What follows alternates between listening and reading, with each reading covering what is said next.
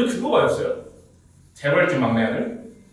사람들은 그거 보면서 삼성과 현대가 막 이런 거랑 비슷하다고 생각하는데 제가 봤을 때는 약간 구찌 집안 이야기랑 비슷하더라고요. 그거 얘기 한번 하고 넘어갈게요. 구찌 집안의 가게도입니다. 그러면은 순양그룹의 가게도인데 선대인 구찌오 구찌 이 양반이 밑바닥부터 고생해서 이 구찌 그룹을 만들어가게 됩니다. 그리고 나서 자식들이 총 6명이 생기게 되는데 모든 사건의 시작은 이렇게 후계 구도가 생기면서 시작이 됩니다. 첫째부터 보자면 얘는 구찌오의 자식이 아니에요. 구찌오의 와이프가 먼저 결혼해서 낳은 자식인데 얘가 약간 꼴통이야. 그 당시 파시스트 당에 들어가면서 정치적 활동을 막 한 거지. 그러다 2차 전쟁이 지고 나서 구찌오가 보니까 이거 전쟁이랑 관련이 돼 있는데 이 새끼가 지분 갖고 있으니까 우리 구찌 그룹에 피해가 되는 거 아니야? 그래서 구찌 지분을 다 가져옵니다. 그렇게 되면서 승계 구도에서 아웃. 그리고 두 번째 그리말다는 순양그룹의 진화영처럼 구찌그룹의 고명딸이었습니다. 고명딸. 이 여자도 구찌오가 살아있을 때까지만 해도 괜찮았어요. 아빠가 일도 시켜주고 그래서 아빠 밑에서 구찌그룹의 초기 이사까지 했단 말이지. 근데 아버지가 죽고 나서 다른 형제들에 의해서 아웃이 됩니다. 셋째 엔초는 어릴 때 9살, 10살 때 병으로 죽습니다. 그렇게 해서 나머지 세 형제들이 남게 되는데 이 알도가 인물이에요. 어릴 때부터 일도 굉장히 열심히 하고 학벌도 굉장히 높았어요. 그래서 지금 우리가 알고 있는 국제적 명성의 구찌의 토대를 만든 게 알도가 운영하고 나서부터입니다. 파스코. 이 친구는 자료를 조사해봤을 때 잘 나오지가 않았어요. 조용하고 자기 맡은 일만 충실했던 캐릭터였고 그 다음에 이 집안의 막내 아들 로돌프 핵심 인물입니다. 이 양반이 잘생겼어요. 보통 집안의 막내 아들이 잘생겼잖아요. 그리고 보면 진윤기도 약간 다른 형제들보다 잘생겼잖아요. 구찌 매장에서 일을 하는데 잘생기니까 손님이든 직원이든 다 마음에 들어하고 반하는 거예요. 그러다가 영화 감독 집에 배달을 갔어요. 구찌 배달 왔습니다 하고 갔더니 영화 감독이 전에 잘생겼는데 영화 한번 해볼 생각은 없나요? 이렇게 되면서 로돌프가 배우의 길로 빠져요. 근데 이 얘기 굉장히 비슷하죠? 순양간의 막내 아들 진윤기도 영화 산업을 한다고 순양에서 나오면서 아버지랑 트러블이 생겼고 또 여기서 플러스를 얘기하자면은 진윤기도 영화 배우랑 결혼했는데 로돌프도 실제로 영화 배우랑 결혼했습니다. 이렇게 해서 2대째 이야기가 대략적으로 마무리를 하는데 문제는 항상 어디서 일어난다? 그렇죠. 3대에서 일어나게 됩니다. 드라마와 마찬가지로. 우선 이 구찌 집안도 다른 명품가처럼 어떤 클리셰가 생기면은 자식들에게 좀 엄해. 항상 자기 증명해라. 성과를 만들어라. 그 인정도 잘 안 하고 그런 게 있다 보니까 얘네들이 항상 스트레스를 받으면서 힘들게 살아왔다고. 자 그러다가 구찌오가 죽게 됩니다. 자 선대 회장이 죽으면은 저 녀석에 어떤 일들이 일어나죠? 지분 승계에 대한 말들이 나오게 되죠. 근데 일단 구찌오 집안은 이 세 명이서 잘 나눠갔습니다. 크게 싸움 없이. 그리고 아버지가 죽고 나서 로돌프도 다시 배우를 그만두고 회사를 들어오게 되고요. 근데 이 사람들은 사이가 좋았었던 것 같아요. 지분에 대한 큰 트러블이 있었다는 내용이 없는 걸 보니까. 자, 근데 문제는 언제 생기냐면은 이 바스코가 자녀가 없어. 죽고 나서 이 지분이 어떻게 되냐? 당연히 형제들 쪽으로 가겠죠. 근데 지금까지 구찌를 누가 운영하고 누가 잘하게 만들었어? 알도잖아. 그럼 알도가 이거 다 가져올 수 있었단 말이에요.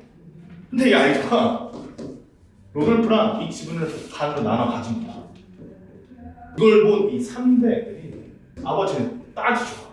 아니 막내 삼촌 영화 일한다고 밖에서 있다가 뭘 한 게 있냐. 근데 뭔 지분을 주십니까? 이렇게 따지니까 알도가 야야 알았어. 미국에다가 새로 생기는 구찌 향수 회사의 지분을 자식들에게 좀 많이 나눠주면서 일단락을 시켜요. 그런데 이게 약간 문제가 된 거죠. 얘네들이 더 지분을 갖게 되니까 약간 대가리가 커진 거야.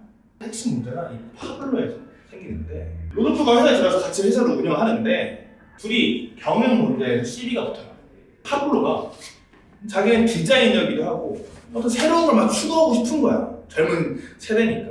아니 삼촌 너 이거 경영 방식이 옛날 방식이 바꿔야 됩니다. 이제는 우리 다른 방향으로 가야 되겠지. 우린 전통의 방식이 있고 이대로 가는 게 구찌야. 갈등이 막 일어나다가 결국 파블로가 구찌에서 잘리게 돼요. 여기서 파블로가 가만히 있지 않습니다. 아빠, 삼촌, 조카 할 거 없이 다 고소를 쳐내고 또 어떤 일까지 하게 되냐면은 자신의 이름으로 브랜드를 하나 새로 런칭해요. 파블로 구찌라는 이름. 알더가 가만히 있겠냐? 우리 구찌 그룹이 뻑 하고 있는데 아니 감히 구찌 이름으로 브랜드를 만들어? 메시만 놈? 하면서 부자 간의 전쟁이 일어나게 됩니다. 그래서 알도가 파블로를 눌러버리려고 파블로가 같이 거래하는 거래처들, 공급사들한테 압력을 세웁니다. 야, 너 파블로랑 같이 거래하면 우리랑도 끝이야. 사지 말고 받지도 마. 이렇게 압력을 대기업이 사니까 어떻게 했어요? 파블로가 이길 수가 없지. 그래서 파블로 구찌 사업은 철수를 하게 됩니다. 근데 이 부분 순양그룹에서 약간 비슷한 게 있죠. 진도준이 DMC 사업 한다고 크게 건설을 만들어놓고 거기에 이제 방송사를 넣으려고 하는데 순양그룹에서 계열사를 통원해서 모든 공급업체, 광고업체를 다 끊어버리는 그 사건. 그거랑 굉장히 비슷한 공통점이라고 볼 수 있겠고. 아무튼 여기서의 전쟁은 일단 말도의 승리로 끝나는 것 같은데 여기서 이 스토리의 주인공 진도준, 아니 마우리치오가 등장하게 됩니다. 마우리치오가 형제가 생각하는 거죠. 언제까지 그렇게 아빠한테 다음에 갈 거야, 큰아빠한테. 형님들 능력 좋고 우리 한번 이렇게 한번 해봅시다. 형님 집은 나한테 밀어줘. 내 지분을 합쳐서 큰아빠 합시다. 이런 지분에 관련해서도 네 거 주고 내 거 주고 막 이런 얘기들 드라마에서도 굉장히 많이 나오죠. 아무튼 이렇게 3세대에서 반란이 시작되는데 파블로는 한 발 더 나가서 구찌의 회계 자료, 분식 회계 자료를 검찰에 줘서 알도가 징역을 살게 만듭니다. 아주 대막장이 돼버린 거죠. 서로 고소하는 것들. 순양그룹에서는 뭐가 있었죠? 진도준이 진아영을 잡아먹으려고 공급횡령한 거, 진성준이 한 땅 투기 사건들 신고하고, 이렇게 되면서 6년간 진짜 엄청나게 싸웁니다. 엄청나게 싸워. 결국 이 마우리치오가 구찌의 회장이 되게 됩니다. 근데 여기서 드라마는 살짝 다르긴 한데 이 마우리치오가 혼자 이런 걸 다 했다는 게 아니라는 거예요. 그 뒤에 누가 있었냐? 그 와이프인 파트리치아가 있습니다. 드라마로 따지면은 이 모영민이가 진도준이랑 결혼을 한 꼴이 됩니다. 이 두 커플이 저는 이어지길 원했는데 아무튼 파트리치아가 보통이 아닙니다. 마우리치오가 파트리치아를 데리고 결혼 승낙을 받으러 로돌프에 갑니다. 근데 어른들 눈에 봤을 때는 막 느낌이 오는 거야. 집안에 문제가 될 것 같다. 욕심이 엄청 철저히 보입니다. 반대를 합니다. 그런데 결국 둘은 결혼을 하게 되는데 로돌프가 걱정이 되는 거야. 결혼은 일단 허락을 했는데 자기 유산이 자기가 죽었을 때 파트리치아에게 안 듣게끔 미리 유산 설정도 새롭게 해놓습니다. 파트리치아가 얼마나 대단한지 파트리치아 인터뷰가 있는데 그 인터뷰를 제가 한번 읽어봐 드릴게요. 자신이 마우리치오를 성공으로 이끈 사람이며 나는 더 많은 재산을 받을 자격이 있으며 내가 그를 몰아붙여서 구찌 회장으로 만들었다. 마우리치오는 그냥 애였고 나는 마우리치오의 대표였습니다. 어마어마하죠. 파트리치아가 마우리치오를 압력해서 이 모든 일을 만들게끔 시켰다는 거예요. 결국엔 마우리치오가 구찌의 회장이 되는데 얘가 막상 회장이 되니까 못해요. 인사이트도 부족하고 운영도 못하고 매출이 점점 떨어지니까 돈을 갖고 있던 투자자에서 회장님 지금 구찌가 나락으로 갑니다. 대왕권에서 손 떼시고 지분 팔고 나가십시오. 마우리치오는 자기 지분을 털고 구찌에서 사실 쫓겨나게 됩니다. 그렇게 되면서 구찌가가 없는 구찌가 돼버리게 되죠. 이것도 약간 순양 그룹과 비슷하게 돼서 순양 그룹도 결국에는 순양가 없는 순양 그룹이 되는 것처럼.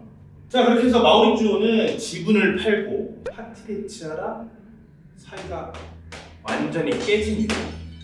근데 이 파트리치아는 그 전부터 그냥 부글부글 끓어. 이 구찌 이거 내 건데. 이 입맛 때문에 회사가 무너지고 사기돈이라고 생각하는 겁니다. 그러다 파트리치아가 어떤 짓을 하냐? 청부살인업자를 이용해서 마우리주오를 죽입니다. 이 청부살이라는 것조차도 드라마의 내용과 좀 비슷하죠. 자, 아무튼 이렇게 되면서 이 구찌 그룹의 파란만장한 스토리가 끝이 나게 됩니다. 재벌집기는 다 내용이 다 전 세계적으로 비슷한 것 같습니다. 그래서 오늘은 잠깐 시간을 내서 구찌 그룹과 순양 그룹, 그 재벌집 막내 아들 스토리랑 어떤 비슷한 점이 있는지 한번 알아봤고, 구찌 이야기가 나온 김에 이번에는 간단한 구찌 감정법 한번 배우고 넘어가도록 할게요. 명품이 왜 명품이냐고 하냐면은 걔네들이 제품을 만들 때 그냥 막 찍어내서 만드는 게 아니란 말이에요. 자기만의 브랜드 철학, 아이덴티, 장인, 공작에서 제품을 만들게 되는데, 그러다 보니까 이 제품들은 다 일정한 고정값이 있습니다. 이런 고정값들이 있기 때문에 우리가 명품 감정을 할 수 있는 거예요. A 상품과 B 상품을 두었을 때 이거와 이게 일치하는지 안 하는지를 보고 감정을 하게 됩니다. 자, 그렇다면 구찌에는 어떤 고정값이 있을까? 자, 여러분들 집에 있는 구찌 가방이나 지갑 같은 거 보면은 거기에 글씨가 적혀 있어요. 구찌, 메이드 인 이태리, 그리고 숫자 넘버들, 모델 넘버들. 그런 넘버들의 폰트가 있는데 구찌는 쉐리프치 않습니다. 다른 가방들을 감정할 때 거기 적혀 있는 숫자와 문구가 쉐리프 체인지 아니지만 비교해봐도 쉽게 감정할 수 있다는 거예요.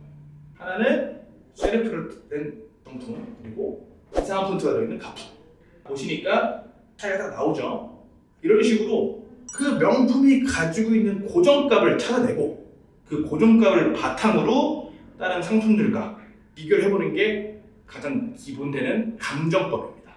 그럼 여기까지 하고 다음 얘기로 넘어가 볼게요.